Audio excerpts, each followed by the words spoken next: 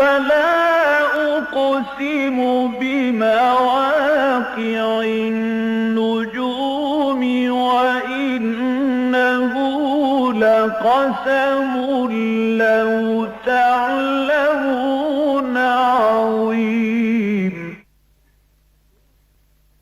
إنه لقرآن كريم في كتاب مكنون لا يمسه إلا المطهرون تنزيل من رب العالمين.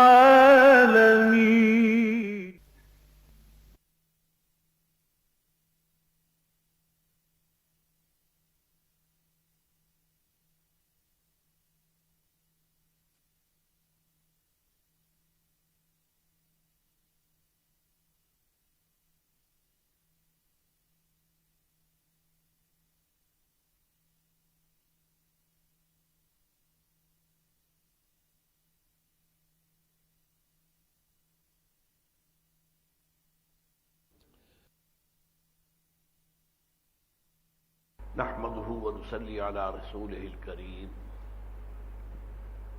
اما بعد فقد قال الله تبارك وتعالى كما ورد في سورة المائدة اعوذ بالله من الشيطان الرجيم بسم الله الرحمن الرحيم يا اهل الكتاب قد جاءكم رسولنا يبين لكم كثيرا مما كنتم تخفون من الكتاب ويعفو عن كثير قد جاءكم من الله نور وكتاب مبين يهدي به الله من اتبع رضوانه سبل السلام ويخرجهم من الظلمات إلى النور بإذنه ويهديهم إلى صراط مستقيم لقد كفر الذين قالوا إن الله هو المسيح ابن مريم قل فمن يملك من الله شيئا إن أراد أن يهلك المسيح ابن مريم وأمه ومن في الأرض جميعا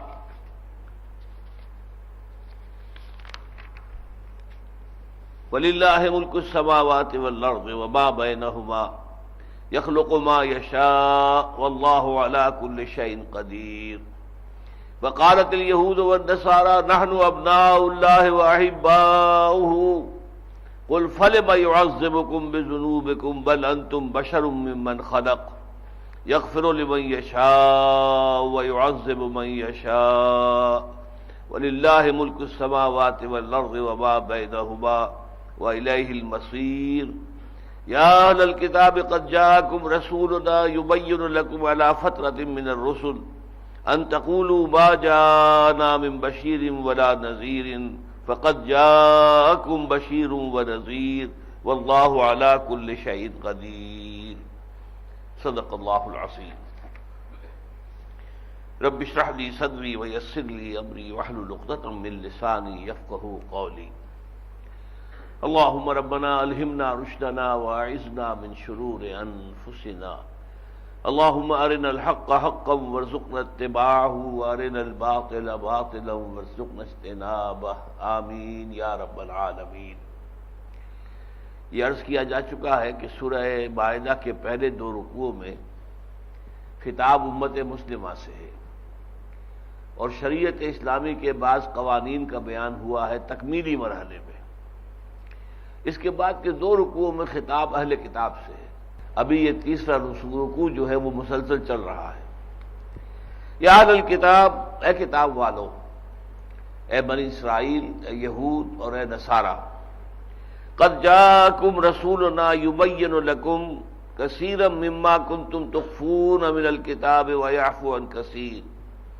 دیکھو آ گئے ہیں تمہارے پاس ہمارے رسول صلی اللہ علیہ وسلم جو تمہارے لیے واضح کر رہے ہیں بہت سی وہ چیزیں جنہیں تم چھپا رہے تھے، من الکتاب، کتاب میں سے، شریعت میں سے، شریعت موسوی کی بہت سی چیزیں جو تم نے چھپا لی تھی انہیں ظاہر کر رہے ہیں، ویعفو عن کثیر، اور بعض کو نظر انداز بھی کر رہے ہیں، بعض سے صرف نظر بھی کر رہے ہیں۔ قد جاءکم من اللہ نور و کتاب مبین، دیکھو آ گئے تمہارے پاس اللہ کی طرف سے نور بھی اور کتاب مبین بھی۔ میں نے یہ عرض کیا تھا کہ یہ واحد مقام ہے قرآن مجید کا جہاں نبی اکرم صلی اللہ علیہ وسلم کے لیے بھی امکان ہے کہ لفظ نور کو مانا جائے. نور و کتاب مبین، آ گئے تمہارے پاس نور اور روشن کتاب، واضح کر دینے والی کتاب. اب یہاں پر نور و کتاب مبین کے درمیان اگر حرف عطف مانا جائے تو نور اور ہوگا اور کتاب مبین اور ہوگی. اس کے حوالے سے پھر نور سے مراد محمد الرسول اللہ صلی اللہ علیہ وسلم کی ذات گرامی ہے. اگر اس واو کو واو تفسیری مانا جائے تو ترجمہ ہوگا آ گیا ہے تمہارے پاس اللہ کی طرف سے نور یعنی کتاب مبین. وہ کتاب مبین جو ہے قرآن مجید یہی نور ہے. اصل میں اللہ تعالیٰ کی روشنی یہی ہے جو ہدایت دیتی ہے سیدھے راستے کی طرف. ویسے یہ بات جان لیجئے کہ یہ جو ہمارے ہاں بعض معاملات کے اندر بہت لے دے اور بہت ہی جو ہے رد و قضا ہے، ان کی حیثیت کو ایسی اہم نہیں ہے. مطلب حضور نور تھے یا بشر تھے، یہ ایک احمقانہ بحث ہے. حضور بشر بھی تھے، نور بھی تھے. ہر انسان میں نور بھی ہے، اس لیے کہ جو روح اللہ تعالیٰ نے پھونکی ہے ہمارے وجود میں وہ نورانی ہے. جیسے فرشتے نور سے پیدا کیے گئے ہیں ایسے ارواح انسانیہ بھی نور سے پیدا کی گئی ہیں.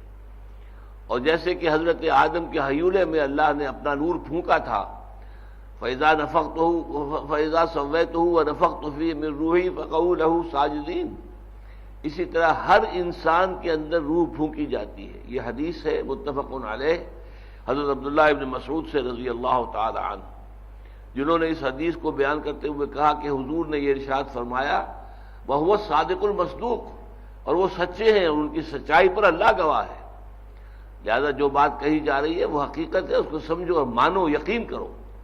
اور وہ کیا ہے کہ رحم مادر میں انسان کا جو وجود ہے تو شروع میں 40 دن وہ نطفے کی شکل میں ہوتا ہے، پھر 40 دن علقہ، پھر 40 دن مضغہ.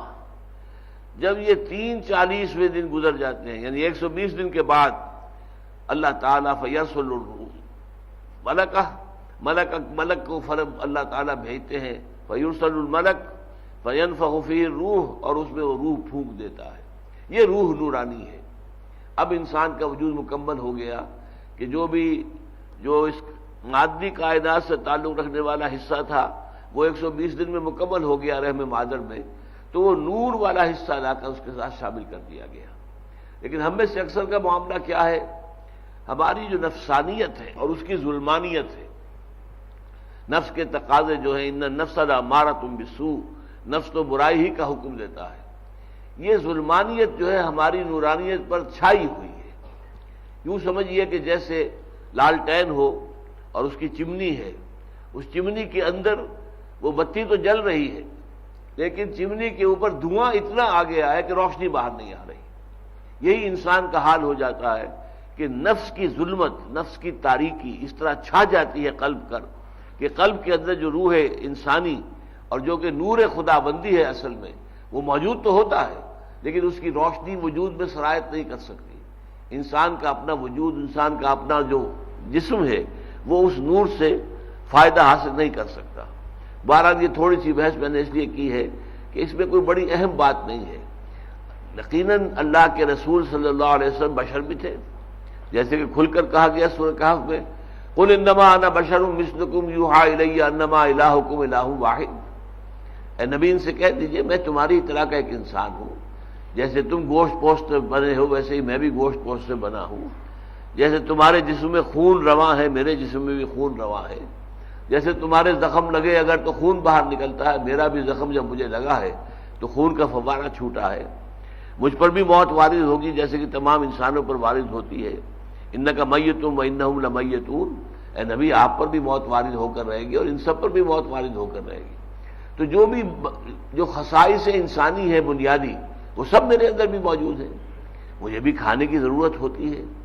البتہ یہ ضرور ہے کہ خاص معاملہ اللہ تعالیٰ کا یہ ہے کہ رمضان کی راتوں میں اگر آپ مسلسل روزے رکھتے ہیں، یعنی جن کو کہا جاتا ہے کہ ان کے اندر درمیان میں جو ہے وہ روزہ افطار نہ کیا جائے، 2 دن کا روزہ، 3 دن کا روزہ، شام کو افطار نہیں کیا وہی روزہ چلا جا رہا ہے تھرو دی نائٹ اور اگلے دن جاری ہے، تو یہ 2 دن کا ہو جاتا ہے.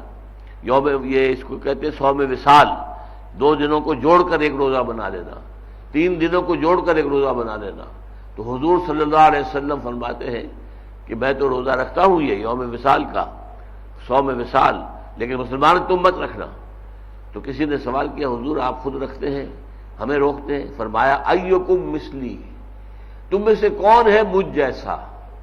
ابھی تو عند ربی، میں تو رات گزارتا ہوں اپنے رب کے پاس، وہ یطعمنی و یسقین، وہ مجھے کھلاتا بھی ہے پلاتا بھی ہے۔ اب وہ کیا کھلانا پلانا ہے، کیا وہ روحانی غذا ہے جو محمد عربی صلی اللہ علیہ وسلم کو اللہ کی طرف سے ملتی تھی، اس کا ہم کوئی تصور نہیں کر سکتے۔ اس کو اپنی روٹی اور سالن پر قیاس نہ کیجیے، وہ کوئی اور ہی غذا ہے، اور اس کے اندر جو قوت ہے وہ دنیا کی کسی اور غذا کے اندر نہیں ہو سکتی۔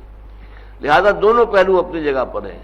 نبی ہمارے مانند انسان بھی ہیں، قرآن مجید کی نص قطعی ہے، قل انما انا بشر مثلکم یوحی الی انما الہکم الہ واحد، کہہ دیجئے اے نبی میں بھی اے لوگوں تمہاری طرح کا ایک انسان ہوں، ہاں مجھ پر وحی کی گئی ہے، تم پر وحی نہیں آئی، بس یہ فرق ہے۔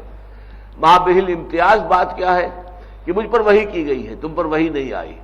یوحی الی انما الہکم الہ واحد، اور میری طرف یہ وحی کی گئی ہے کہ تمہارا الہ، تمہارا معبود، تمہارا رب، تمہارا مالک، تمہارا آقا وہ ایک ہی ہے، الہ واحد۔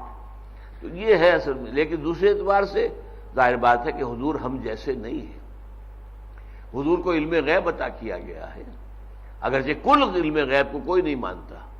چنانچہ جو بریلوی مکتب فکر کے علماء ہیں ان سے بھی میں نے گفتگو کی تو ان کا ہم علم غیب کا اس بات کرتے ہیں، لیکن کل علم نہیں، کل علم صرف اللہ کے پاس ہے، کل علم غیب نہیں۔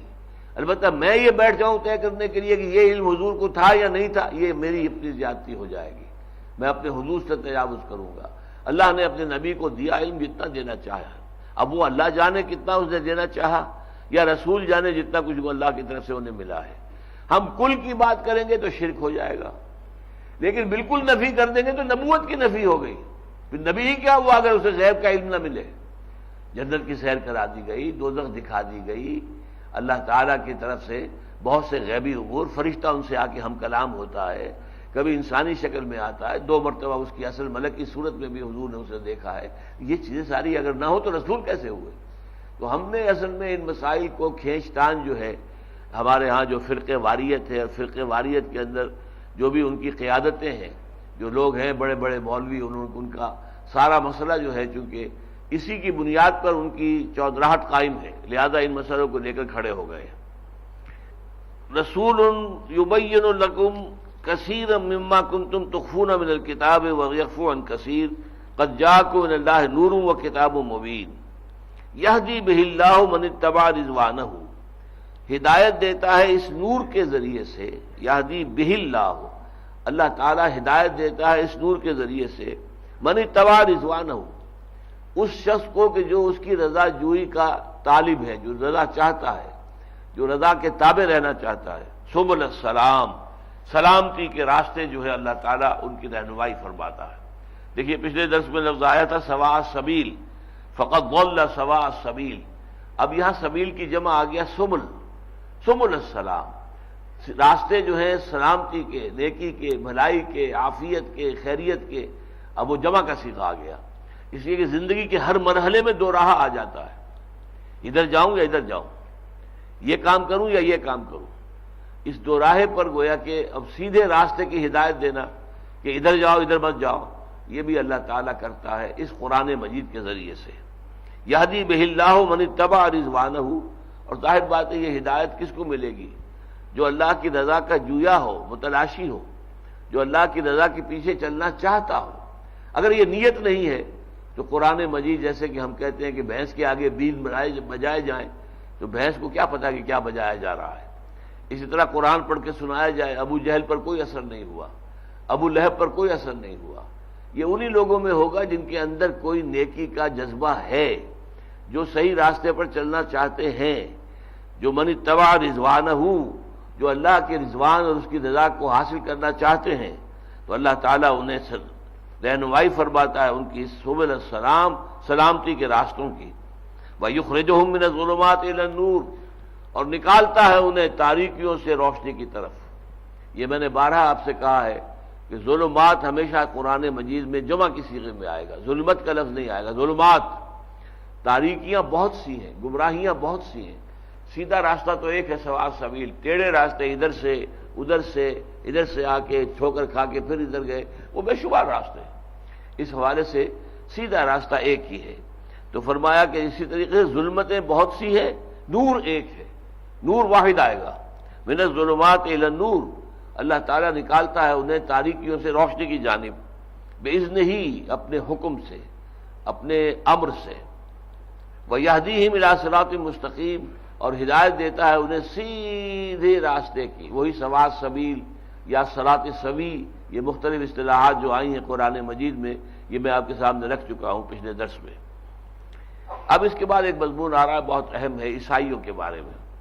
لقد کفر الذین قالوا ان اللہ هو المسیح ابن مریم، یقیناً کفر کیا ہے۔ یہ لقد جب آ جاتا ہے یا قد آ جاتا ہے فعل ماضی پر تو وہ تیقن پیدا ہوتا ہے، جیسے قد اکلت الطعام، میں نے کھانا کھا لیا ہے، یعنی اس کے اندر قد اکلت میں یہ کھا چکا ہوں، بھائی میں کھا چکا ہوں، میں نے آپ کو بتایا بار بار میں کھا چکا ہوں، یہ انداز ہوتا ہے۔ تو یہ بات سمجھ لیجئے کہ لقد کفر الذین قالوا ان اللہ هو المسیح ابن مریم، یقیناً کفر کر چکے ہیں وہ لوگ کہ جنہوں نے یہ کہا ہے کہ اللہ ہی مسیح ابن مریم ہے، اللہ ہی نے مسیح ابن مریم کی شکل اختیار کر دی ہے۔ یہ جو حقیقت و اقسام شرک پر میری تقاریر ہیں، ان میں بڑی تفصیل کے ساتھ یہ بات آتی ہے کہ فلسفیانہ مذاہب جیسے ہندو مت ہے، یا جیسے رومن جو ان کے عقائد تھے، یا جو گریک لوگ تھے ان کی مائتھولوجی تھی، اس میں جو چیزیں آتی ہیں وہ اس میں متعدد شکلیں ہیں، انتہائی گمراہ کن باتیں۔ ایک شکل یہ ہے کہ اللہ کسی انسان میں حلول کر گیا، ایک حلول کہلاتا ہے یہ۔ ایک یہ ہے کہ اللہ کسی کے ساتھ جڑ گیا، حلول و اتحاد، یہ دو عقیدے ہیں۔ حلول و اتحاد ایجاب محال است، کہ در وحدت خودی دوئی عین زلال است، وجود اگر ہوگا دو چیزوں کا تب اتحاد ہوگا نا، میرے اس ہاتھ کا اس ہاتھ کے ساتھ اتحاد ہو گیا، دو ہاتھ ہونے ضروری ہے، اتحاد ایک چیز کا تو نہیں ہو سکتا۔ تو حلول کوئی شے ہوگی جو حل ہوگی، اور کوئی چیز ہوگا کہ جو حل کرے گا اپنے اندر، کوئی ایسا چیز ہوگی، جیسے چینی پانی میں حل ہو گئی، تو پانی پہلے سے موجود تھا، محلول چینی ہے، اور محل جو حل کر لیتی ہے اپنے اندر وہ پانی ہے۔ تو یہ دو چیزیں ہو گئی، گویا کہ توحید ختم ہو گئی۔ چاہے آپ نے وہ عقیدہ بنا لیا کہ یہ حلول ہے یا اتحاد ہے، حلول و اتحاد ایجاب محال است، کہ در وحدت اللہ کی تو توحید ہے، دوئی عین زلال است، یہ دو کا تصور ہو جانا ہی تو گمراہی ہے۔ دو گمراہی ہو گیا، دو چیزیں مل گئی، یا ایک چیز دوسرے کے اندر حل ہو گئی۔ ایک دوسرا ان کا نقطہ نظر کیا ہے؟ اوتار، خدا خود کسی انسان کی شکل میں نیچے اتر آئے۔ ایک تو یہ ہے کہ خدا نے خود اس پورے کائنات کی شکل اختیار کر دی ہے، ہموست پینتھیزم، یہ بھی بدترین شرک ہے۔ ایک یہ بھی ہے کہ خدا کسی انسان کی شکل میں ظہور کر لیتا ہے، اس کا نام، اس کو کہتے ہیں عقیدہ اوتار۔ ہندوؤں میں یہ بہت سے ہے، کرشن جی بھی خدا کا اوتار، رام چندر جی بھی خدا کا اوتار، یہ بے شمار ان کے ہاں اوتار ہیں۔ اسی طریقے سے عیسائیوں میں بھی ایک طبقہ ایسا پیدا ہو گیا تھا جنہوں نے حضرت مسیح کو خدا کا اوتار قرار دیا، یعنی مسیح اصل میں انسان نہیں ہے، خدا ہی ہے انسانی شکل میں۔ لقد کفر الذین قالوا ان اللہ هو المسیح ابن مریم، یقیناً کفر کیا ہے ان لوگوں نے جنہوں نے یہ عقیدہ اختیار کیا کہ اللہ ہی مسیح ابن مریم ہے، اللہ ہی نے مسیح ابن مریم کی شکل اختیار کر دی ہے۔ جیسے پانی اگر برف اگر گھل گیا اور تو پانی بن جائے گا، پانی اگر آپ نے آگ پر چڑھائے رکھا دیگچی کے اندر وہ بھاپ بن جائے گا۔ تو بھاپ کیا ہے؟ پانی ہی تو ہے بھاپ، اور برف ہی تو ہے جو بھاپ بن گئی ہے۔ اس طرح اللہ ہی ہے جس نے کہ حضرت مسیح کی شکل اختیار کر دی ہے۔ یہ فرقہ جو ہے عیسائیوں میں کہلاتا ہے یعقوبیہ، جیکوبائٹس کا یہ عقیدہ ہے کہ اصل میں اللہ ہی نے اوتار کی شکل اختیار کی ہے حضرت مسیح کی صورت میں۔ ہندوستان میں 9 اوتار ہندوؤں کے متفق علیہ ہیں، اسی لیے ہمارے ہاں جو یہ آئے اسماعیلی تبلیغ کے لیے، ہندوؤں میں تبلیغ کے لیے اسماعیلی، انہوں نے کہا کہ بس ایک کو اور مان لو، 9 اوتار تم مانتے ہو، 10واں اوتار، 10واں اوتار علی ہے رضی اللہ تعالی عنہ، کیونکہ عبداللہ ابن سبا نے کہا تھا کہ اے علی تم خدا ہو، ہاں اس حد تک کہ حضرت علی رضی اللہ تعالیٰ عنہ نے انہیں سخت شدید دھمکی دی، اگر باز نہیں آؤ گے، توبہ نہیں کرو گے تو تمہیں زندہ آگ میں جلا دوں گا۔ عبداللہ ابن سبا اس کے 40 ساتھیوں نے کہا کہ ٹھیک ہے تم ہمیں جلا دو، تم ہمارا امتحان لے رہے ہو، جیسے کہ اللہ تعالیٰ کا قاعدہ ہے وہ امتحان دیتا ہے، اللہ تعالیٰ تو ہر ایک کو آزماتا ہے، تم ہمیں آزما رہے ہو، آزما لو۔ لہذا 40 کے 40 انسانوں نے جان دے دی، گمراہی پیدا کرنے کا اتنا مصمم ارادہ تھا۔ اب لوگوں پر کتنے لوگوں پر اثر پڑا ہوگا کہ یقیناً یہ لوگ ایک بات کو حق سمجھتے ہیں، تبھی انہوں نے اتنی بڑی جو ہے قربانی دی، اپنی جانوں کی، اس جانوں پر کھیل گئے۔ بہرحال یہ عقیدہ جو ہے، یہ اسماعیلیوں نے ہندوستان میں آ کر کہا کہ تم 9 اوتار اپنے مانتے ہو نا، 10واں اوتار اور مان لو، دشم اوتار، یہ ان کی کتاب ہے بہت اہم جس کا نام ہی ہے دشم اوتار، 10واں اوتار، 10ویں اوتار حضرت علی ہو گئے۔ تو گویا کہ اس طرح انہوں نے ہندو مت کے اوپر لیبل لگا دیا اسلام کا، ورنہ واقعتاً یہ ہے کہ اسماعیلیت کا اسلام سے کوئی تعلق نہیں ہے۔ لقد کفر الذین قالوا ان اللہ هو المسیح ابن مریم قل فمن یملک من اللہ شیئا ان اراد ان یہلک المسیح ابن مریم، تو اے نبی ان سے کہیے کون ہے وہ جو اختیار رکھتا ہو کچھ بھی، اگر اللہ فیصلہ کر دے کہ ہلاک کر دے مسیح کو، ابن مریم کے بیٹے مسیح کو، اور ہلاک کر دے وامہ، اس کی ماں کو بھی، ومن فی الارض جمیعا، اور ہلاک کر دے سب جو زمین میں ان سب کو ہلاک کر سکتا ہے، اللہ تعالیٰ کا تو اختیار یہ ہے۔ اور تم نے اللہ کو بنا دیا ایک انسانی شکل کے اندر محدود، عیسیٰ ابن مریم جو ہے وہ اللہ ہے، اللہ ہی نے اصل میں لبادہ اوڑھ لیا ہے انسانی شخصیت کا۔ فرمایا وَلِلَّهِ مُلْكُ السَّمَاوَاتِ وَالْأَرْضِ وَمَا بَيْنَهُمَا، اور آسمان ہی کے لیے، اللہ ہی کے لیے ہے بادشاہی آسمانوں کی بھی اور زمین کی بھی، وما بینہما، اور جو کچھ ان دونوں کے مابین ہے، آسمانوں اور زمین کے مابین جو بھی کچھ ہے وہ اللہ تعالیٰ کی بادشاہی کے اندر ہے، اللہ کی حکومت کے اندر ہے، اللہ کے حکم کے تابع ہے۔ تمام یہ سورج اور چاند اور سیارے اور یہ ساری گیلیکسیز اللہ کے حکم کی تابع ہے، اور یہ سب کی سب اللہ تعالیٰ کی ملکیت ہے۔ زمین گردش کر رہی ہے تو اللہ کے حکم سے کر رہی ہے، ہم تو اسے روک نہیں سکتے۔ سورج گردش کر رہا ہے اللہ کے حکم سے کر رہا ہے، ہم نہ اسے روک سکتے ہیں، نہ اس کی رفتار بڑھا سکتے ہیں، نہ گھٹا سکتے ہیں۔ لہذا پوری کائنات پر تو سکہ اس کی بادشاہت کا رواں ہے، ہر چیز اس کے حکم کے تابع ہے، اس کے قانون کے مطابق چل رہی ہے۔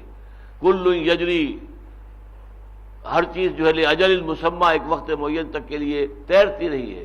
کل فی فلک یسبحون، ہر شے جو ہے وہ اپنے اپنے مدار میں حرکت کر رہی ہے، تیر رہی ہے۔ یخلق ما یشاء، وہ جو چاہتا ہے پیدا کرتا ہے۔ یعنی اب اصل جو ان کی رگ ہے، دکھتی ہوئی رگ کو چھیڑا ہے۔ تم صرف اس لیے مسیح کو کہہ رہے ہو کہ یہ اللہ ہے کہ وہ بن باپ کے پیدا ہوا؟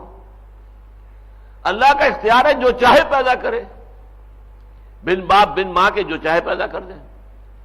حضرت مسیح کے ہاتھوں تمہیں اتنا بڑا معجزہ دکھا دیا کہ انہوں نے گارے کا ایک پرندہ بنایا، پھونک ماری اور اڑتا ہوا پرندہ ہو گیا۔ تو حضرت مسیح کے ہاتھوں یہ تم نے معجزہ دیکھ لیا، تو اللہ جو چاہے بنائے، بغیر باپ کے پیدا کر دینا اس کے لیے کوئی مشکل کام نہیں۔ یخلق ما یشاء، وہ تو تخلیق کرتا ہے جو چاہتا ہے، اس کی تخلیق، اس کی خلاقی کی قوت جو ہے وہ لامحدود ہے۔ واللہ علی کل شیء قدیر، اور اللہ ہر چیز پر قادر بھی ہے۔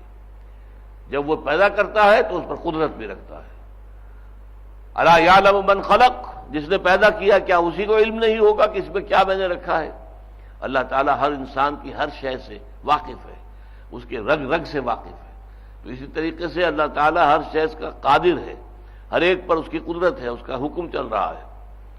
وقالت الیہود والنصارى نحن ابناء اللہ واحباؤہ، اور کہتے ہیں یہ یہودی اور عیسائی ہم تو اللہ کے بیٹوں کے مانند ہیں، بلکہ لفظی ترجمہ ہوگا ہم تو اللہ کے بیٹے ہیں۔ واحباؤہ، اور اس کے بڑے محبوب ہیں، چہیتے ہیں، لاڈلے ہیں۔ یہ کانسیپٹ یہود میں بہت زیادہ ہے۔ یہود کے ہاں یہ کہ we are the chosen people of the Lord, ہم تو اللہ کے چنے ہوئے لوگ ہیں، اللہ نے ہمیں منتخب کیا ہوا ہے۔ ایک حد تک ان کی بات صحیح بھی ہے، قرآن مجید نے بار بار کہا ہے وفضلناکم، ہم نے تمہیں فضیلت دی ہے، علی العالمین، تمام جہان والوں پر۔ یا بنی اسرائیل اذکروا نعمتی التی انعمت علیکم وانی فضلتکم علی العالمین، اے بنی اسرائیل یاد کرو میرے اس انعام کو جو تم پر ہوا ہے کہ میں نے تمہیں تمام جہان والوں پر فضیلت دی ہے۔ تو ایک تو بنیاد تھی بھی، اور اس کا سبب کیا ہے؟ پوری دنیا میں جب شرک کا اندھیرا تھا، گھٹا ٹوپ اندھیرے، بت پیچھے جا رہے ہیں، آسمانی جو ہیں سیارے ستارے ان کی پرستش ہو رہی ہے، بادشاہوں کی پرستش ہو رہی ہے، بادشاہوں کے سامنے سجدے کیے جا رہے ہیں، ہر نوع کا شرک جب تھا، یہ قوم اللہ کے فضل سے شرک سے محفوظ رہی ہے۔ واحد قوم ہے دنیا کی جس نے شرک نہیں کیا۔ صرف ایک تھوڑے سے عرصے کے لیے ایک خاص زمانے میں حضرت عزیر کو علیہ الصلوۃ والسلام انہوں نے خدا کا بیٹا قرار دیا، لیکن بیٹا بھی ابن کا لفظ استعمال کیا ہے۔ ابن جو ہے قرآن مجید میں عربی زبان میں کسی بھی تعلق کے لیے آ جاتا ہے۔ ابن السبیل، راستہ چلنے والا مسافر، اس کے معنی یہ تو نہیں کہ یہ راستے کا بیٹا ہے۔ ابن الوقت، ایک شخص ہے جس کے کوئی اصول نہیں ہے، جو بات دیکھی کہ میرے نفع میں ہے اس کو اختیار کر لیا، جو چیز دیکھا کہ نقصان ہے، چاہے کل تک اس کے اوپر ایمان تھا، چھوڑ دیا۔ ابن الوقت ہے، یہ تو وقت کا بندہ ہے، وقت کا غلام ہے، تو وقت کا بیٹا تو وہ نہیں ہوتا۔ تو ابن کا لفظ جو ہے وہ مختلف قسم کی جو تعلقات ہوتے ہیں، مختلف قسم کی علائق، ان سب کے اوپر اس کا اطلاق ہو جاتا ہے۔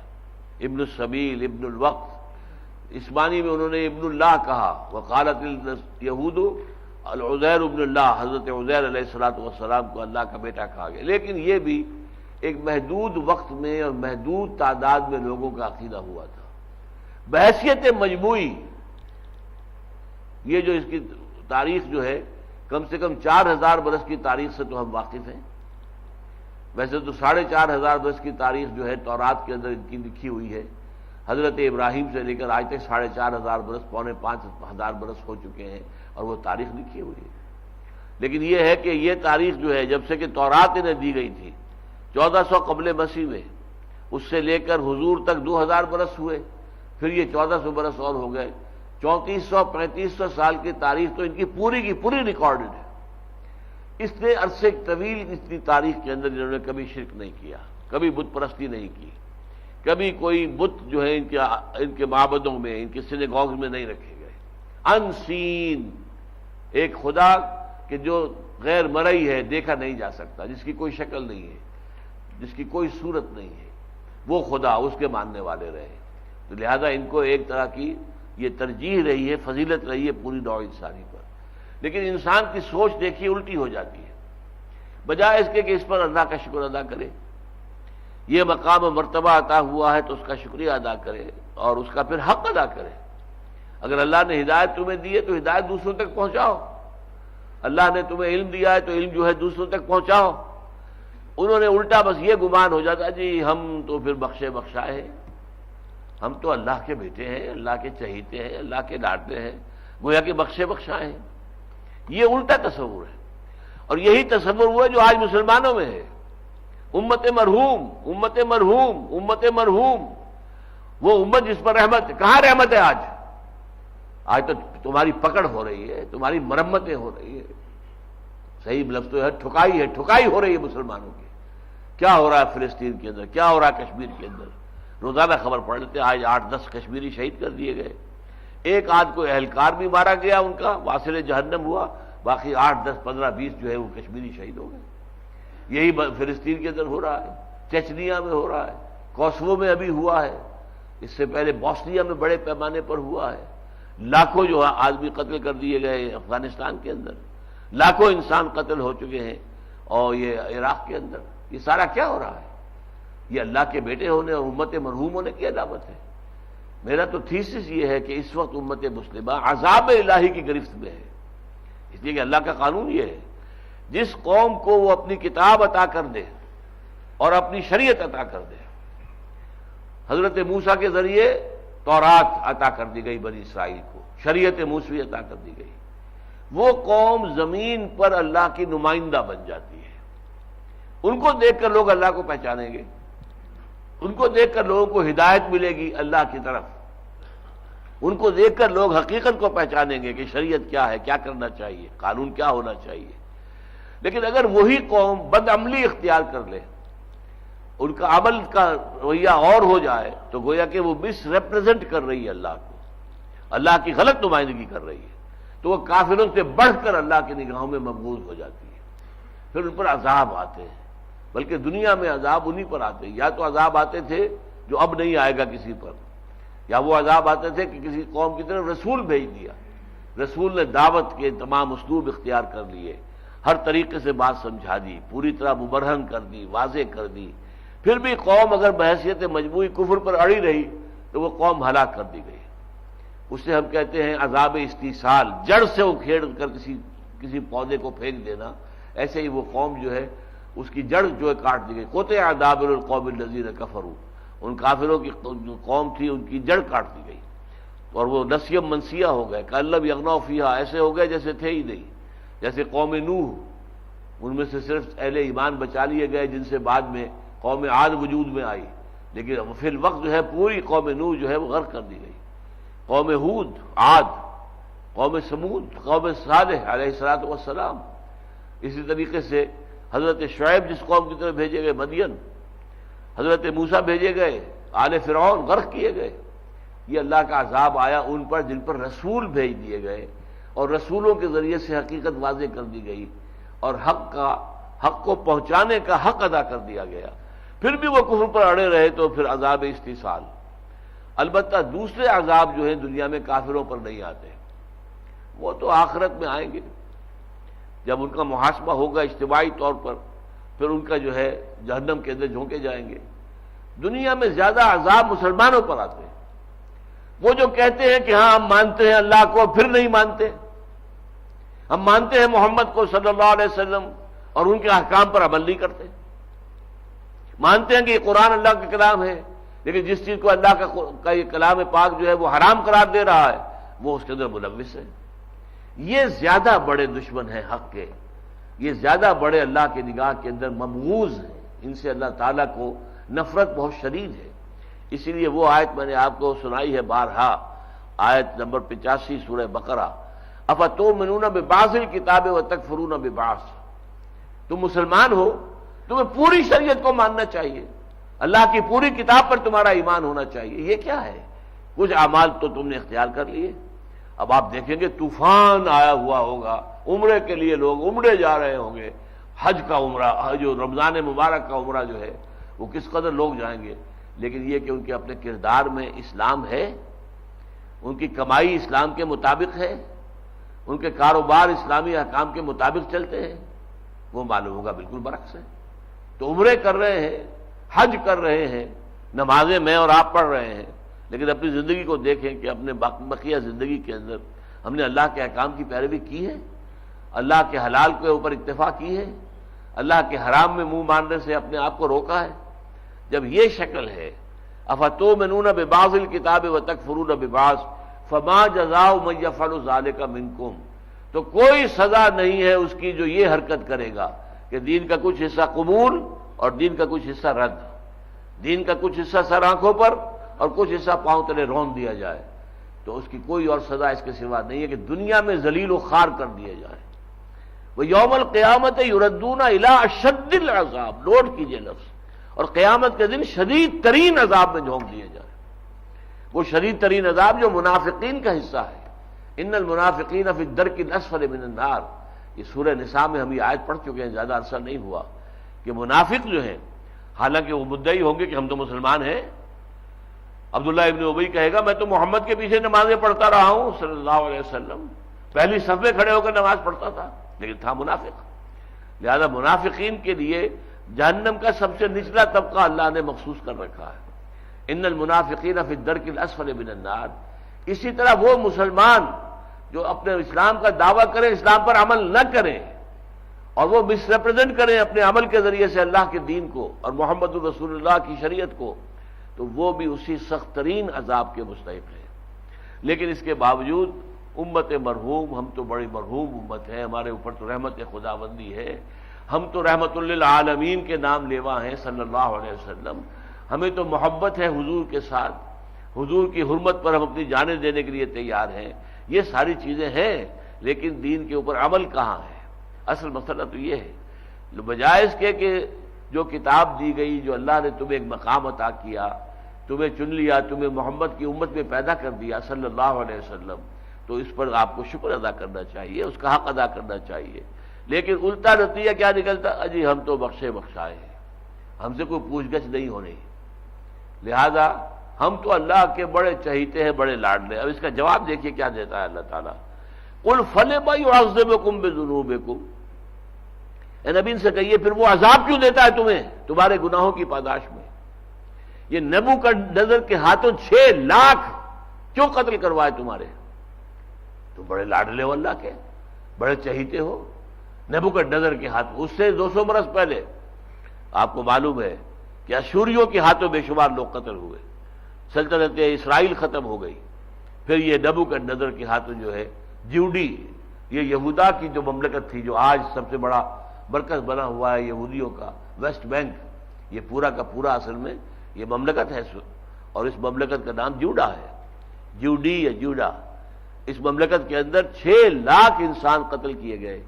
حضرت سلیمان علیہ السلام کا بنایا ہوا جو اللہ کا گھر تھا، ہیکل سلیمانی، ہم اسے ہیکل کہتے ہیں. ہیکل کہتے ہیں کسی عمارت کو، کسی نقشے کو. ویسے اس کو عام طور پر انہوں نے ٹیمپل کہنا شروع کر دیا، temple of Solomon, king Solomon's temple. تو یہ حضرت سلیمان کا بنایا ہوا معبد ہے، اسے گرا دیا. اس کے 150 برس بعد دوبارہ کہیں جا کر وہی حضرت عزیر علیہ السلام جن کا میں نے ذکر کیا، ان کی دعوت توبہ جو ہے گونجی. لوگوں ہوش میں آؤ، توبہ کرو، پلٹو، اپنے بدعمالیاں ترک کرو، اپنی حرام خوریاں ترک کرو، حرام کاریوں سے بچو، شریعت کو توڑنے سے بچو. تم نے شادیاں کر لی ہیں غیر یہودی اور مشرک عورتوں کے ساتھ، ان سے علیحدگی اختیار کرو، وغیرہ وغیرہ. تو حضرت عزیر علیہ السلام نے جو توبوا الی اللہ توبۃ نصوحا کی صدا بلند کی تھی، اس کا کچھ اثر ہوا، اور جو عذاب آیا تھا ان پر نبوکدنضر کے ہاتھوں، 6 لاکھ کو قتل کیا تھا، 6 لاکھ کو قیدی بنا کر لے گیا تھا بیبیلونیا. 100 برس سے لے کر 150 برس تک وہ وہاں رہے ہیں قید کے اندر، بیبیلونیا. آج کل آپ کبھی کبھی نام سنتے ہیں، کبھی یہ بہت بڑا شہر تھا، مرکزی شہر تھا، اب چھوٹا سا رہ گیا ہے. لیکن یہ کہ یہ اس وقت جب کہ وہ معاملہ جو ہم کر رہے ہیں کہ 587 قبل مسیح، یعنی آج سے 2500 برس پہلے بہت بڑا شہر تھا. تو فَلِمَ يُعَذِّبُكُم بِذُنُوبِكُم، پھر ٹائٹس رومی کے ہاتھوں تمہیں پٹوایا. 1,33,000 یہودی اس نے ایک دن میں قتل کیے ہیں اسی یروشلم کے اندر. 1,33,000 یہودی ایک دن میں یروشلم میں قتل کیے.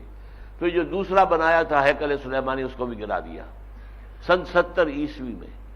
سن 70 عیسوی سے یہ 2005 عیسوی تک 1975 برس ہو چکے ہیں کہ ان کا خانہ کعبہ گرا ہوا ہے. ان کے لیے وہ خانہ کعبہ کے مانند ہے. یہ گھر بنایا حضرت ابراہیم علیہ السلام نے، خانہ کعبہ، یہ ہمارا کعبہ ہے، ہمارا قبلہ ہے. اسی طریقے سے حضرت سلیمان نے، حضرت ابراہیم کی نسل میں سے تھے نا حضرت سلیمان، حضرت اسحاق، حضرت یعقوب ان کی اولاد میں سے تھے. انہوں نے وہ گھر وہاں بنایا تھا. وہ گھر جو ہے آج 1935 برس سے گرا ہوا ہے. لیکن ان قریب صورتحال وہ پیش آئے گی جو بہت ہی خوفناک ہوگی، اور عرب مسلمانوں پر اللہ تعالیٰ کی طرف سے بڑی سخت گرفت، بہت سخت پکڑ، بلکہ بہت سخت سزا آنے والی ہے. اگر یہودیوں کی سزاؤں کا تذکرہ کیجئے تو نبوکدنضر بڑی پرانی شے نظر آتا ہے، 2500 سال پرانا. ٹائٹس رومی جو ہے وہ بھی 1935 سال پرانا. لیکن یہ جو تقریباً 60-70 سال پہلے، 60 برس پہلے جو جرمنی اور پولینڈ وغیرہ کے اندر 6 ملین 60 لاکھ یہودی قتل کیے گئے، یہ ساری سزائیں اللہ نے دی. کیوں دی؟ تمہاری بدعمالیوں کی وجہ سے. تم کوئی اللہ کے لاڈلے نہیں ہو. اللہ نے فضیلت تمہیں عطا کی تھی، لیکن فضیلت جس بنیاد پر تھی وہ بنیاد تم نے ڈھا دی. اب فضیلت کہاں رہ جائے گی؟ تمہیں فضیلت دی تھی توحید کے بل پر، تمہیں فضیلت دی تھی شریعت کے پر عمل کرنے کی بدولت. تم نے وہ دونوں چیزیں ڈھا دی، تو اب ظاہر بات ہے کہ تمہارے لیے اب اللہ کے ہاں کوئی شے نہیں. اب یہ اپنے صرف مگن رہو، پدرم سلطان بود، پدرم سلطان بود، پدرم سلطان بود. سننے والے تو یہی کہیں گے توراچے، میرا باپ سلطان ہوتا تھا، سلطان تھا، بادشاہ تھا، بادشاہ کا. ارے بھائی تم کیا ہو؟ تمہاری حیثیت کیا ہے؟ تمہارا باپ تو سلطان ہوگا، بادشاہ ہوگا، ایمپرر ہوگا، جو بھی ہوگا، وہ تم کیا ہو؟ تم اپنی بات بتاؤ۔ پیش کر غافل عمل کوئی اگر دفتر میں ہے تو یہ بات کہی جا رہی ہے، وقالت اليہود والنصارى نحن ابناء اللہ واحباؤہ، کہتے ہیں یہ یہودی اور نصارہ عیسائی، ہم اللہ کے بیٹے ہیں اور اس کے بڑے چہیتے، بڑے لاڈلے ہیں۔ قل فلم يعذبكم بذنوبكم، تو کہہ دیجئے کہ پھر تمہیں کیوں عذاب دیتا ہے اللہ تمہارے گناہوں کی پاداش میں۔ میں نے یہودیوں کے اوپر جو گناہ کے بڑے بڑے دور آئے وہ گنوا دیے، بین ہی یہی دور، یوں سمجھیے کہ کاربن کاپی کی طرح یہی سارے ادوار امت مسلمہ پر آ چکے ہیں۔ ان پر ایشورینز کا حملہ ہوا تھا، ہم پر کروسیڈرز کا 200 برس تک، لہر کے بعد ایک لہر، اس کے بعد ایک اور طوفان، ویوز آفٹر ویوز، یورپ سے کہاں سے، فرانس اور جرمنی اور ادھر یہاں تک کہ برطانیہ سے، یورپ سے بھی باہر بیٹھا ہوا برطانیہ، وہ یورپ کے اندر اس بانی میں شامل نہیں، ایک علیحدہ جزیرہ ہے۔ کہاں سے لوگ آئے، انہوں نے حملے کیے اور مسلمانوں کی شدید پٹائی ہوئی۔ 88 برس تک بیت المقدس پر عیسائیوں کا قبضہ رہا۔ یہ ہوا کہ نہیں ہوا؟ اس کے کچھ ہی عرصے کے بعد اگلی صدی کے وسط میں پھر جو تاتاریوں کے ہورڈز آف تاتاریز، یہ جو ان کے آئے ہیں ہجوم کے ہجوم، اور بڑی بڑی فوجیں آئی ہیں جو انہوں نے ہلاکت مچائی ہے۔ خوارزم شاہ کی ساری حکومت، یوں سمجھیے کہ جو خراسان تھا، خراسان قدیم، اس کی اینٹ سے اینٹ بچا دی۔ افغانستان کی بھی کافی تباہی ہوئی، ہندوستان میں بھی قدم رکھا تھا لیکن بس ایک جنگ کے بعد واپس چلے گئے تھے۔ کچھ اللہ کا بڑا فضل ہوا تھا ہندوستان پر اس وقت، اس لیے کہ بہت نیک بادشاہ تھے اس وقت ہندوستان میں۔ یہ جو سلاطین تھے، غلام جو خاندان غلاماں جو ہے، ان کے حکمران بہت نیک تھے۔ قطب الدین ایبک، شمس الدین التتمش، غیاث الدین بلبن، بڑے زوردار، بہت نیک، بہت متقی یہ لوگ بادشاہ تھے۔ چنانچہ جو ایک بادشاہ کا معاملہ آتا ہے اس کے لیے تو یہ کہ وہ قطب الدین بختیار کاکی رحمۃ اللہ علیہ کا مرید تھا اور خلیفہ مجاز تھا، التتمش۔ جب خواجہ بختیار کاکی، یہ خلیفہ تھے شیخ معین الدین اجمیری رحمۃ اللہ علیہ کے، اور مرشد تھے بابا فرید گنج شکر رحمۃ اللہ علیہ جو ہمارے پاس پاک پٹن میں دفن ہے۔ تو یہ ایک سلسلہ ہے، شیخ معین الدین اجمیری رحمۃ اللہ علیہ، خواجہ بختیار کاکی رحمۃ اللہ علیہ، پھر بابا فرید گنج شکر رحمۃ اللہ علیہ، پھر نظام الدین، یہ دہلی کے اندر۔ بہرحال یہ لمبا سلسلہ ہے، چشتیہ سلسلہ۔ تو جب ان کا انتقال ہو گیا، اب نماز جنازہ کھڑی ہے اور ایک وصیت پڑھ کر سنائی گئی کہ وصیت کی ہے خواجہ بختیار کاکی رحمۃ اللہ علیہ نے کہ میری نماز جنازہ وہ شخص پڑھائے گا جس نے کبھی عمر بھر زنا نہ کیا ہو، جس نے کبھی بھی جو موقدہ سنتیں ہیں وہ ترک نہ کی ہو، کبھی بھی عصر کی نماز کے ساتھ سنتیں نہ چھوڑی ہوں، کبھی بھی جو تکبیر تحریمہ ہے وہ اس سے محروم نہ رہا ہو، نماز میں اول لمحے سے شامل۔ اب سارے مجمع پر سناٹا طاری ہو گیا کہ کون شخص ہوگا کہ جس میں یہ چار چیزیں پوری ہو جائیں۔ تو بادشاہ نکلا پھر پہلی صف سے، مارا رسوا کر دی، اے فوت ہونے والے تو نے مجھے رسوا کر دیا، میری نیکی کا پردہ چاک کر دیا۔ میری نیکی ہے، میں اپنے عبادے میں لپٹا ہوا تھا، جو بھی نیکی تھی میرے اور رب کے درمیان تھی، تو نے اس کا چرچا کر دیا، مارا رسوا کر دی۔ نماز جنازہ انہوں نے پڑھائی۔ تو میں سمجھتا ہوں کہ انہی بادشاہوں کی برکت تھی کہ ہندوستان میں آئے ہیں ذرا ایک دفعہ، لیکن غالباً بلبن ہی کے بیٹے نے انہیں شکست دی ہے، پھر وہ واپس نہیں آئے۔ باقی ایران سارا تباہ و برباد کیا انہوں نے، عراق تباہ و برباد کیا۔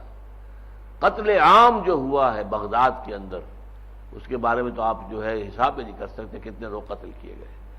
آخری بادشاہ جو تھا بنو عباس کا، مستعصم باللہ، اس کو محل کے اندر سے گھسیٹ کر لائے ہیں، جانور کی ایک کھال کے اندر لپیٹ کر اور رستے میں ڈال دیا اور گھوڑے دوڑا دیا ان کے اوپر۔ یہ انجام ہوا ہے خلیفہ، بنو امیہ کا خلیفہ، آخری خلیفہ وہی تھے بنو امیہ کے۔ بہرحال اللہ تعالیٰ کی طرف سے یہ عذاب آتے ہیں، چاہے کوئی قوم اپنے آپ کو سمجھتی ہو کہ ہم بڑے چہیتے ہیں، بڑے لاڈلے ہیں، ہم تو کچھ بھی ہیں لیکن تیرے محبوب کی امت میں ہے، لہذا محبوب کی امت میں ہونا گویا کہ ہمارا بہت بڑا کریڈٹ ہے، اور ہمارا جو ہے اس کے اوپر ہمارا بڑا استحقاق بنتا ہے کہ ہمیں تو جہنم میں نہ ڈالا جائے، ہم سے محاسبہ نہ کیا جائے۔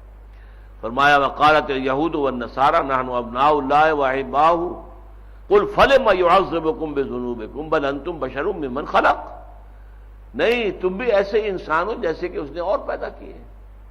انسان سارے ایک جیسے اللہ کی نگاہ میں، انسانوں کا امتحان لینے کے لیے انہیں اس دنیا میں بھیجا گیا ہے۔ خلق الموت والحیات لیبلوکم ایکم احسن عملا، تم بھی اسی طرح کے انسان ہو۔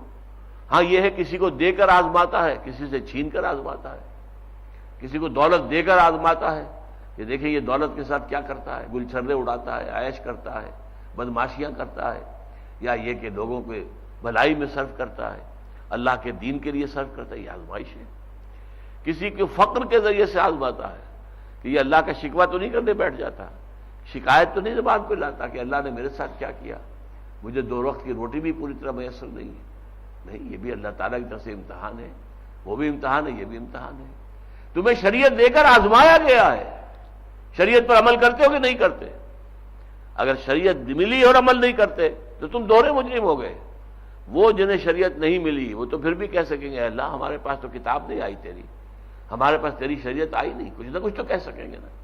لیکن جن کے پاس شریعت آ گئی، کتاب آ گئی، اور جن کو اسی بنیاد کے اوپر جو ہے وہ فضیلت حاصل ہو گئی دنیا والوں پر، تو ان کا حساب تو دوہرا ہو جائے گا۔ تو فرمایا قل فلم یعذبکم بذنوبکم بل انتم بشر ممن خلق یغفر لمن یشاء ویعذب من یشاء، وہ بخش دے گا جس کو چاہے گا لیکن عذاب دے گا جس کو چاہے گا۔ یہ جو ہے اللہ کا پریروگیٹو جس کو آپ کہتے ہیں، اختیار مخصوص، اختیار خصوصی ہے اللہ کا، جس کو چاہے بخش دے۔ ابو جہل کو بخش دے تو ہم میں سے کون اعتراض کر سکے گا؟ اللہ کا اختیار ہے۔ ابو لہب کو بخش دے، حالانکہ قرآن مجید میں صورت نازل ہو چکی ہے کہ ابو لہب کے لیے بخشش نہیں ہے، لیکن اللہ چاہے تو بخش دے، کون روک سکے گا؟ نیک سے نیک آدمی کو پکڑ کر جہنم میں جھونک دے، اختیار ہے اس کا۔ جیسے آپ کہیں کہ میری بکری تھی میں نے کاٹی، ذبح کر لی، گوشت کھا لیا، تم کون ہو پوچھنے والے؟ تو ہم سب اللہ کے ہیں، اللہ کی ملکیت ہے، اللہ ہمارا مالک ہے، خالق ہے، آقا ہے، رازق ہے، پروردگار ہے، حاکم ہے، وہ جو چاہے کرے۔ یہ بہت اہم نقطہ ہے، جان لیجئے، اور یہ ہمارے اور اہل تشیع کے مابین ایک فرق اور امتیاز ہے۔ اہل تشیع اور جو خارجی خوارج اور معتزلہ، ان تینوں کو کہا جاتا ہے اصحاب العدل۔ یہ کہتے ہیں اللہ پر عدل کرنا واجب ہے، لازم ہے کہ وہ عدل کرے، لازم ہے کہ وہ بدکار کو سزا دے، لازم ہے کہ نیکوکار کو سزا دے۔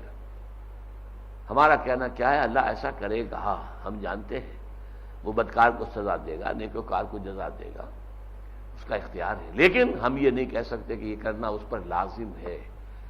یہ کرنا لازم کہیں گے تو گویا کہ اس کا اختیار جو ہے وہ محدود ہو گیا، اس کے ہاتھ بن گئے، نہیں، اس کے ہاتھ کھلے ہیں، بل یداہ مبسوطتان ينفق کیف یشاء، اس کے ہاتھ کھلے ہیں، جو چاہے فیصلہ کرے، اس کا اختیار مطلق ہے۔ یغفر لمن یشاء ویعذب من یشاء وللہ ملک السماوات والارض، دوبارہ دہرا کر، اور اللہ ہی کے لیے ہے بادشاہی آسمانوں اور زمین کی۔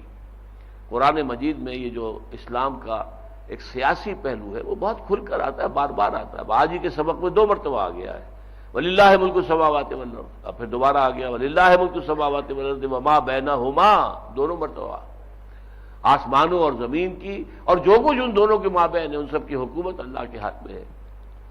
اب اس کا مطلب کیا ہے؟ دنیا میں تو اللہ تعالیٰ کی جو ہے حکومت نہیں چل رہی، فساد ہے، بغاوت ہے، ظہر الفساد فی البر والبحر۔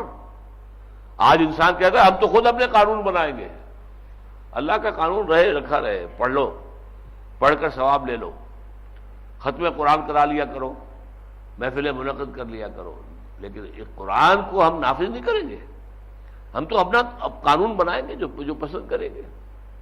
تو اللہ تعالیٰ کے خلاف بغاوت، عظیم بغاوت. اسی لیے جو کرسچنز کی، جو عیسائیوں کی سورہ فاتحہ ہے، اس میں الفاظ آتے ہیں دائی کنگڈم کم، اے اللہ تیری سلطنت، تیری حکومت زمین پر آ جائے. آسمانوں میں تو چل رہی ہے، تیرا ہی حکم چل رہا ہے. سورج تیرے حکم کے تابع ہے، چاند تیرے حکم کے تابع ہے، سارے سیارے، ثوابت اور سارے جتنے بھی ستارے ہیں، ساری گیلیکسیز ہیں، تیرے حکم کے مطابق چل رہے ہیں. لہذا تیری حکومت آسمانوں میں تو ہے. دائی kingdom come, thy will be done on earth as it is in heavens.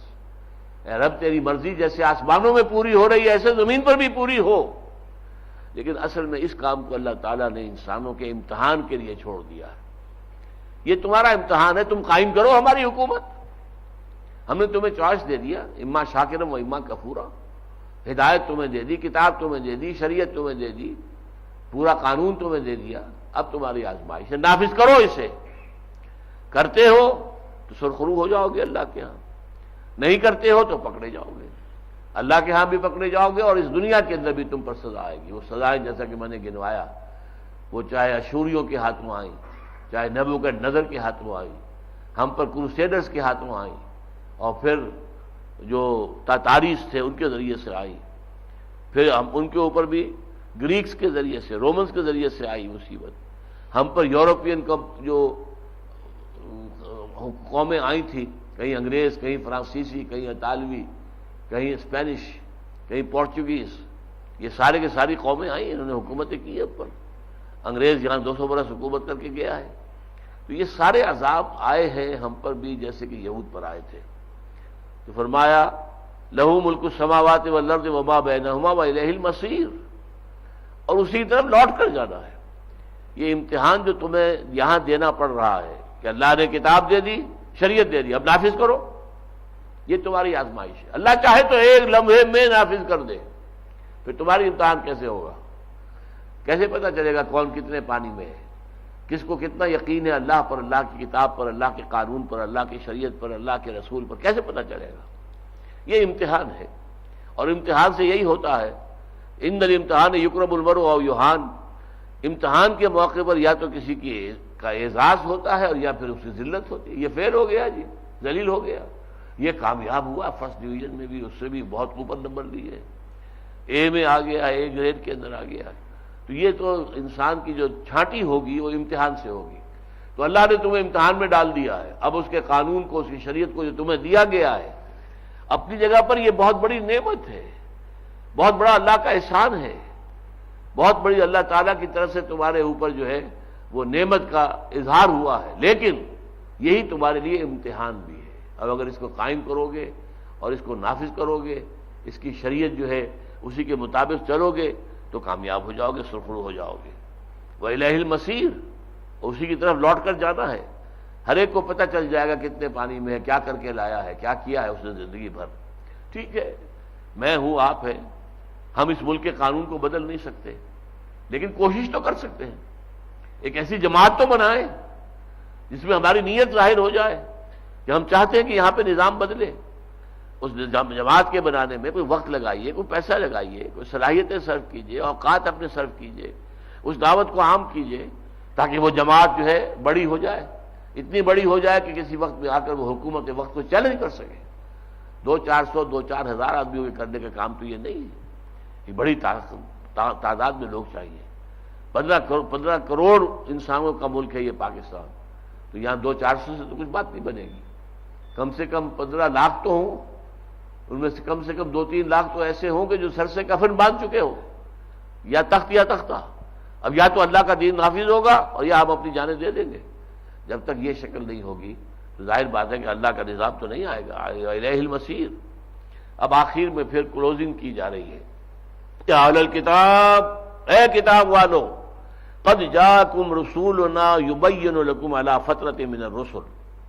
دیکھو آ گیا ہے تمہارے پاس ہمارا رسول صلی اللہ علیہ وسلم، علی فترۃ من الرسل، رسولوں کے سلسلے کے عارضی طور پر بند ہو جانے کے بعد. یہ بات نوٹ کر لیجئے، حضرت عیسیٰ علیہ السلام سے پہلے کوئی دن ایسا نہیں گزرا ہے انسان کے اوپر کہ کوئی نہ کوئی نبی دنیا کے کسی نہ کسی کونے میں موجود نہ ہو. اور سب سے بڑی یہ رحمت ہوئی ہے بنی اسرائیل پر کہ 1400 برس تک سلسلہ نبوت اس ایک خاندان کے اندر ختم نہیں ہوا. حضرت موسیٰ اور ہارون دو ایک وقت میں، ان دو سے جو سلسلہ چلا ہے تو حضرت عیسیٰ اور حضرت یحییٰ علیہ السلام ان دو پر آ کر ختم ہوا. ان دونوں کے درمیان، چاروں کے درمیان، دو ادھر دو ادھر 1400 برس کا فصل ہے. ان 1400 سالوں میں کوئی ایک وقت نہیں تھا ایسا، کوئی ایک دن بھی ایسا نہیں تھا کہ نبی موجود نہ ہو. یہ حضور کی حدیث ہے، بخاری شریف کے اندر ہے، کانت بنو اسرائیل تسوسهم الانبیاء کلما ہلک نبی خلفہ نبی. بنی اسرائیل کے جو قومی معاملات تھے، جو حکومت اور جو ریاست کے معاملات تھے، وہ انبیاء کے ہاتھ میں ہوتے تھے. جیسے حضرت داؤد علیہ السلام بادشاہ تھے، حضرت سلیمان علیہ السلام بادشاہ تھے. جیسے ہی کوئی بادشاہ یا نبی فوت ہوتا تھا ویسے ہی اس کی جگہ دوسرا نبی آ جاتا تھا. یہ سلسلہ ٹوٹا ہی نہیں. البتہ حضرت عیسیٰ کے بعد سے 600 برس ایسے گزرے ہیں انسانی نوع انسانی پر کہ کوئی نبی دنیا میں موجود نہیں تھا. اسے فطرت کہتے ہیں. فطرت کہتے ہیں وقفہ، درمیان میں سلسلہ ٹوٹا ہوا ہے. وہ چیز جو چلی آ رہی تھی تسلسل کے ساتھ، حضرت عیسیٰ پر آ کر وہ زنجیر ختم ہو گئی. اور 600 برس تک کوئی نبی نہیں، کوئی رسول نہیں، کوئی کتاب نہیں، کچھ نہیں.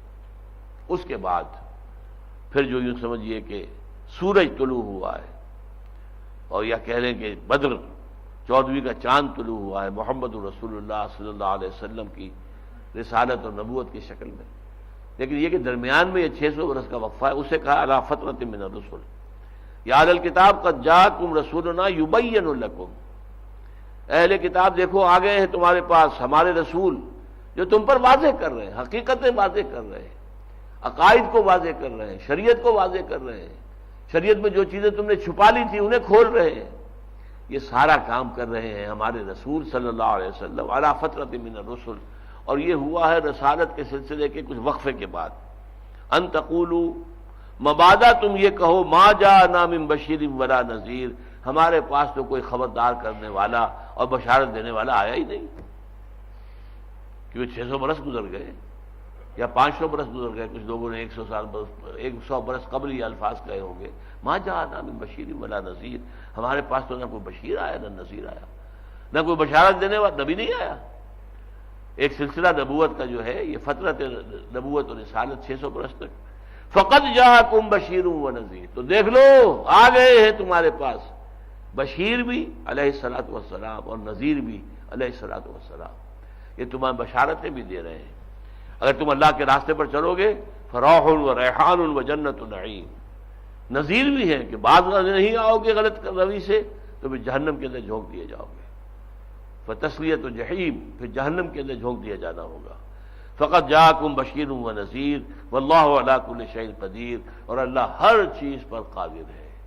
اللہ نے اگر چاہا کہ فترت رہے رسولوں کی کچھ عرصے کے لیے تو اللہ نے سلسلہ روک لیا، اور جب چاہا کہ دوبارہ کھل جائے اور دوبارہ کھلے ایسا کہ پھر ہمیشہ کے لیے بند ہو جائے، وہ اپنی پوری شان دکھا کر، پوری اپنے یوں سمجھیے کہ جوبن پر، نبوت اور رسالت جو ہے وہ اپنے پورے جوانی پر اور جوبن پر آ کر اور ہر اعتبار سے مکمل ہو کر پھر ختم ہوئی اس پر کہ محمد رسول اللہ کے بعد اب نہ کوئی نبی آئے نہ آئیں گے، نہ کوئی رسول آئے نہ آئیں گے. بارک اللہ لی ولکم فی القرآن العظیم ونفعنی وإیاکم بالآیات والذکر الحکیم.